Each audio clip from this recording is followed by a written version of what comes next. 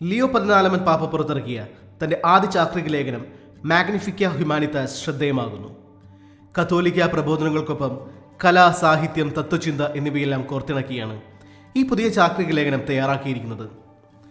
സാധാരണയായി ഒരു മാർപ്പാപ്പയുടെ ഔദ്യോഗിക രേഖകളിൽ കാണാൻ സാധ്യതയില്ലാത്ത ഒട്ടനവധി അപ്രതീക്ഷിത പരാമർശങ്ങൾ ഇതിന്റെ താളുകളിൽ ഉണ്ടെന്നതാണ് ഈ ചാക്രിക ലേഖനത്തെ വ്യത്യസ്തമാക്കുന്നത്.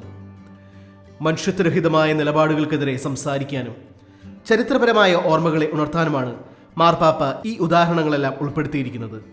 ചാക്രിക ലേഖനത്തിന്റെ 5-ാം അധ്യായമായ സംസ്കാരത്തിന്റെ ശക്തിയും സ്നേഹത്തിന്റെ സംസ്കാരവും എന്ന ഭാഗത്ത് J.R.R. ടോൾക്കിന്റെ പ്രശസ്തമായ the Lord of the rings എന്ന നോവലിലെ ഗാൻഡാഫ് എന്ന കഥാപാത്രത്തിന്റെ വരികൾ മാർപ്പാപ്പ ഉദ്ധരിച്ചിട്ടുണ്ട്.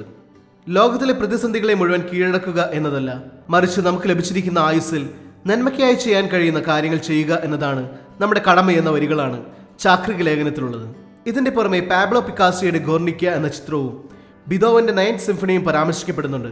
പ്രശസ്ത ഹോളിവുഡ് ചിത്രമായ ഷിൻഡ്ലേഴ്സ് ലിസ്റ്റ് ഭൂതകാലത്തെ വിസ്മൃതിക്ക് വിട്ടുകൊടുക്കരുതെന്ന ഓർമ്മപ്പെടുത്തലാണെന്ന് മാർപ്പാപ്പ വ്യക്തമാക്കുന്നു. വിവിധ മേഖലകളിൽ വ്യക്തിമുദ്ര പതിപ്പിച്ച നിരവധി പ്രമുഖരുടെ ചിന്തകളും കടന്നുവരുന്നുണ്ട്.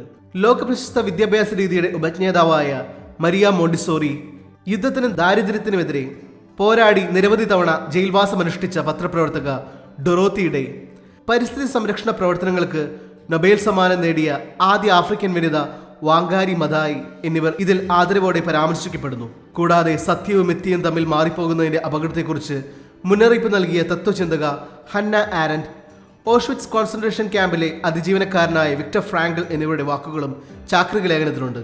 20-ാം നൂറ്റാണ്ടിന്റെ ചരിത്രത്തെ കൃത്യമായി വിലയിരുത്തിക്കൊണ്ട് 21-ാം നൂറ്റാണ്ടിലെ വെല്ലുവിളികളെ നേരിടാൻ ഒരുങ്ങുന്ന മാർപ്പാപ്പയുടെ വിശാലമായ വായനാ ലോകമാണ് ഇതിലൂടെ പ്രകടമാകുന്നത്.